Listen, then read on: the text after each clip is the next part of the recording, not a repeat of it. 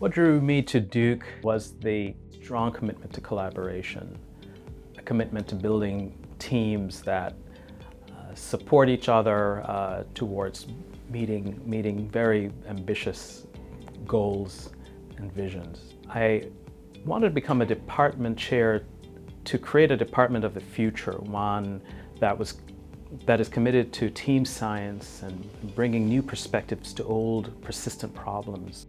I saw Residency as an extension of my family. I feel that this is a group of people that I trust, are extremely intelligent, knowledgeable, and that I know that I can turn to from my peers to my attendings. What drew me to Duke is simply that Duke is the complete package. What I mean by that is that you have the professional piece and you have the personal piece.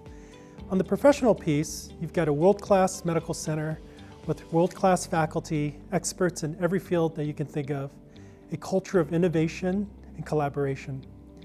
From the personal piece, you have a great place to live with great food, plenty to do, a few hours from the beach and a few hours from the mountains, and very affordable. So I think the real question is, why wouldn't you want to come to Duke?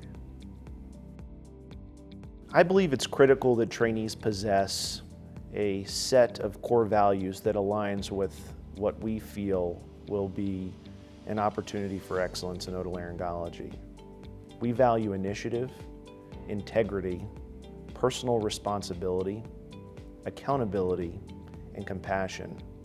We believe that these qualities allow you to excel as a leader at our health system and in our tripartite mission of research, clinical excellence, and effective education. The qualities I value most among potential trainees are hard work, dedication, the willingness to go for the next step rather than being satisfied with what you have.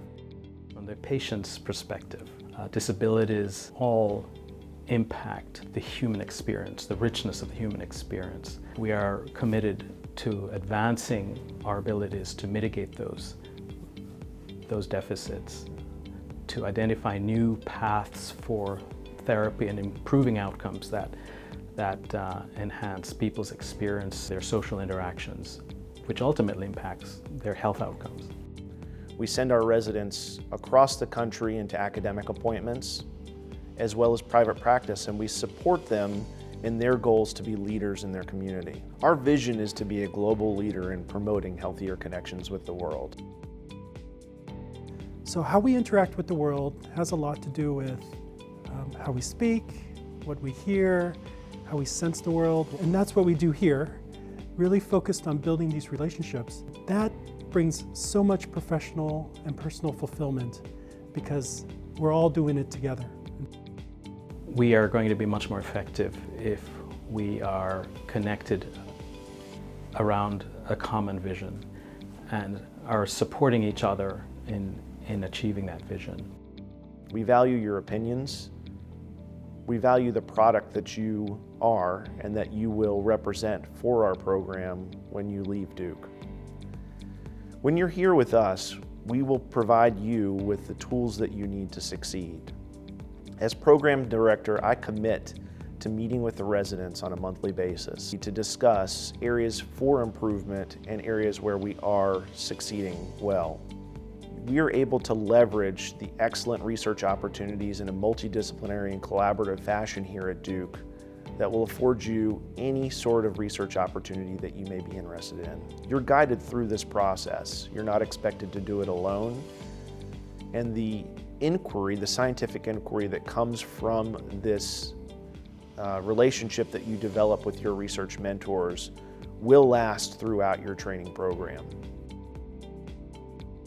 I'm looking for beyond clinical competence. I'm looking for leadership. I would like to produce clinicians who are also leaders in the field by incorporating clinical expertise with research. Being a surgical trainee here at Duke is one of the most challenging, rewarding experiences of my life. It's getting into the operating room very early on, including your intern year, and having this graduated responsibility through the course of the year where you're getting independence and getting the opportunity to grow. In our junior years, we get a lot of autonomy in some of our rotations, including at Duke Regional and Duke Raleigh, but we always won't have the support of our senior residents and our attendings, and so we're never on our own. So while we have a good opportunity to grow and kind of come into our own as a resident, you will certainly work hard, but you have a great group of people to joke with, hang out with, and lean on when you need it. We value diversity in background, thought, race, gender, and sexual orientation. We believe that the community that we serve should be represented by the faculty and residents that serve them. And in order to do that, we have to recruit with that in mind. If we have a diverse and inclusive environment, then everybody comes in with their individual strengths and individual weaknesses, and because of that teamwork, we can then reach the excellence for clinical care that we all desire. Being different can be good as long as we respect that we are different people all pursuing the same goal. I think that as otolaryngologists, we are in a unique position to expand the definition of diversity and inclusion. So I see it beyond just thinking of people from different geographical regions, different racial, ethnic backgrounds, which are all certainly a part of our department here at Duke. But I think of all the different specialties that we interact with.